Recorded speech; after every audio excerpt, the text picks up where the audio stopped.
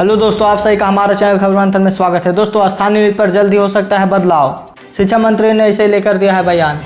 शिक्षा मंत्री जगन्नाथ महतो यूँ तो हमेशा अपने बयानों के लिए जाने जाते हैं और इन दिनों लगातार सुर्खियों में बने हुए हैं।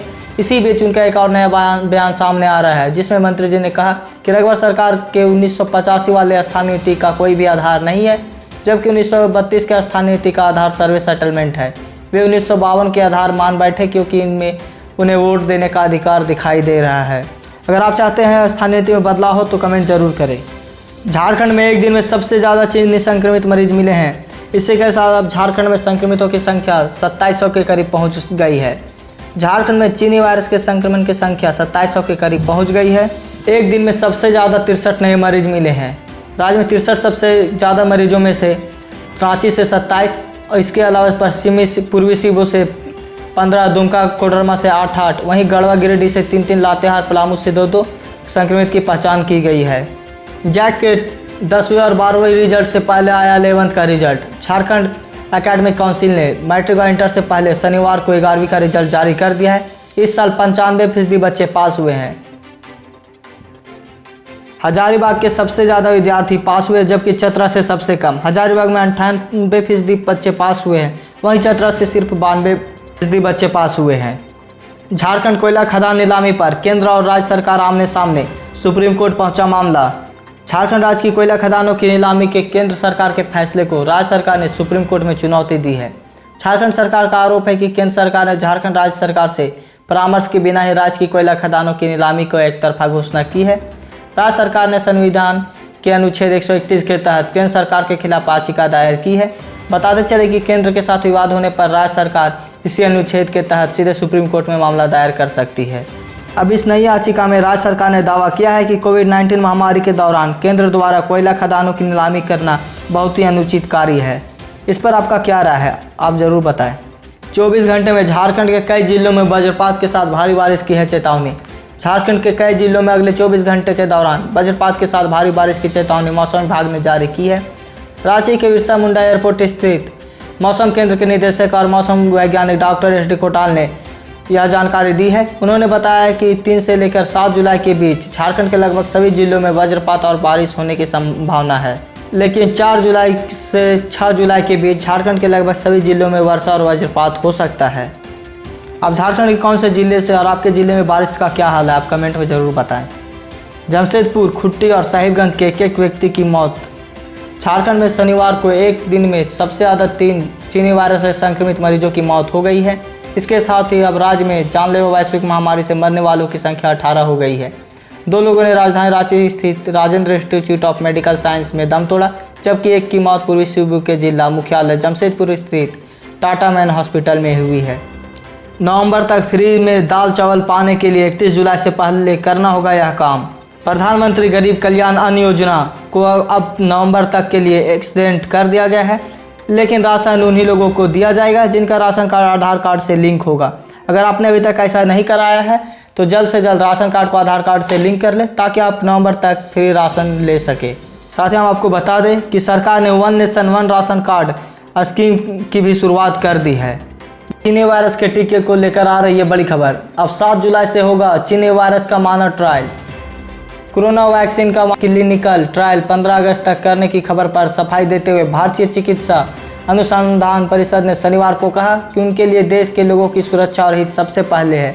इसी कारण कोरोना वैक्सीन पर चल रहे क्लिनिकल मानव ट्रायल को तेज गति से पूरा करने का निर्देश जारी किया है। ICMR और national institute of virology Pune के साथ मिलकर भारत बायोटेक इंटरनेशनल इस वैक्सीन को तैयार कर रहा है। इस संबंध में मानव ट्रायल 7 जुलाई से शुरू होगा। मौजूदा समय में देश में ऐसे 12 कैंडिडेट पर काम तेजी से चल रहा है। पीएम मोदी के लेह दौरे के बाद तिलमिलाया चीन, कहा कोई भी हालात बिगाड़ने वाला कदम ना उठाए कोई भी पक्ष।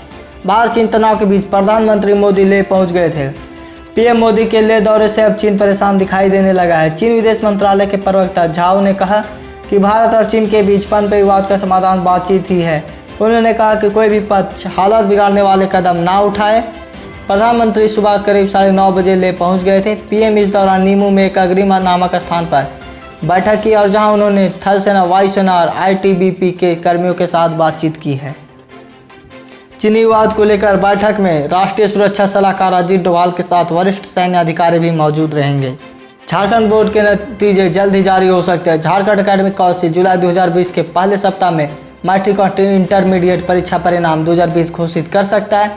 वैसे आमतौर पर परीक्षा संपन्न होने के 40 से 45 दिन के बाद झारखंड बोर्ड परीक्षा परिणाम घोषित करता रहा है, लेकिन इस साल कोविड-19 महामारी के मद्देनजर केंद्र सरकार द्वारा घोषित लॉकडाउन के कारण 10वीं और 12वीं की कॉपियों की जांच में इस साल देरी हुई।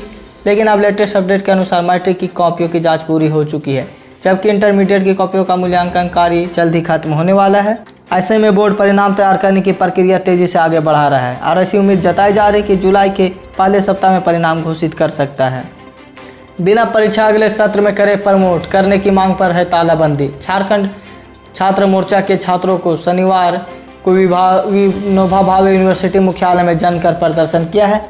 उन्होंने चीनी वायरस काल में पढ़ाई बाधित रहने के हवाला देते हुए छात्रों को बिना परीक्षा लिए अगले सत्र में प्रमोट करने की अपील की है और साथ ही उन्होंने तालाबंदी भी की है। छात्र मोर्चा के पदाधिकारियों ने विश्वविद्यालय के अंतर्गत आने वाले महाविद्यालय और विश्वविद्यालय के हॉस्टल व मेस फीस भी माफ़ करने की मांग कर रहे थे। छात्रों का नेतृत्व करते हुए चंदन सिंह ने कहा कि कार्यक्रम पूर्व निर्धारित था और इसकी सूचना विश्वविद्यालय प्रबंधक को दे दी गई थी। इस पर आपकी क्या राय? क्या बच्चों को बिना परीक्षा लिए अगले सत्र में प्रमोट करना चाहिए या नहीं? आप अपना राय हमें कमेंट में ज़रूर बताएं। इस बार चंद्रग्रहण में लग रहा है गज केसरी योग।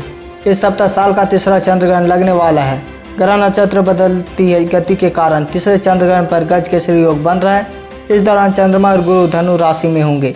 एक ही राशि में दोनों ग्रहों की युति गज केसरी योग बनती है। चंद्रग्रहण के दौरान बनने वाला गज केसरी योग कई राशि जातकों के लिए फायदेमंद साबित हो सकता है।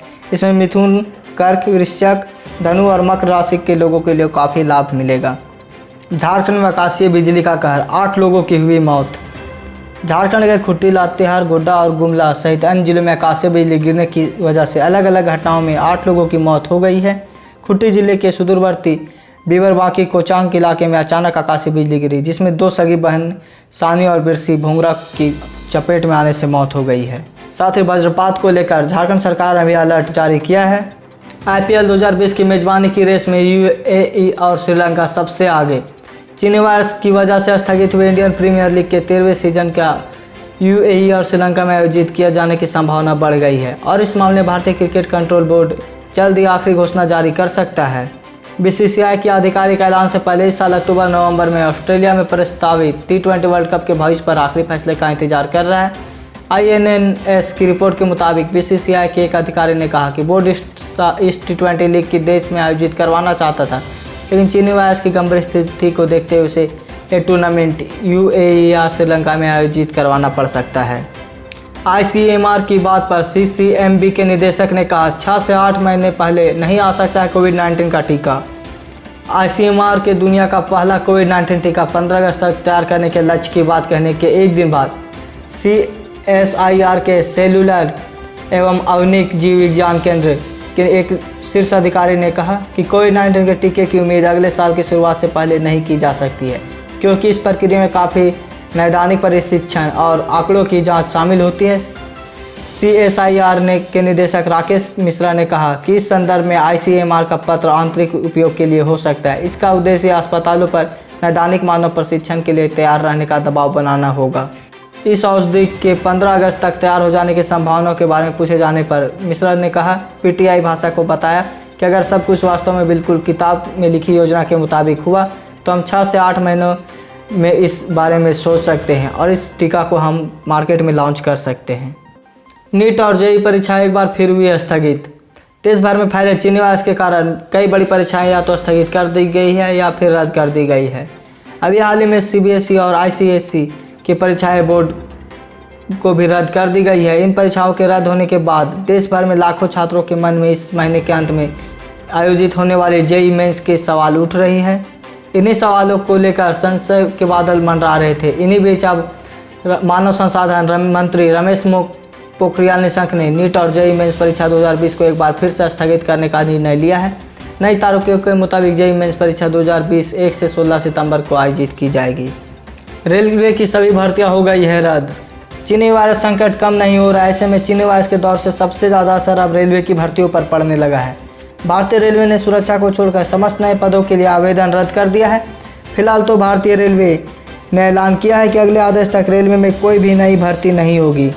सुरक्षा को छोड़कर समस्त नए पदों के लिए आवेदन को रद्द कर दिया गया है। फिलहाल तो भारतीय रेलवे ने ऐलान भी कर दिया है कि सिर्फ सुरक्षा पदों के लिए भर्ती होगी। विकास दुबे की लग्जरी कारों से लेकर आलीशान किले सब मिनटों में हुए खत्म।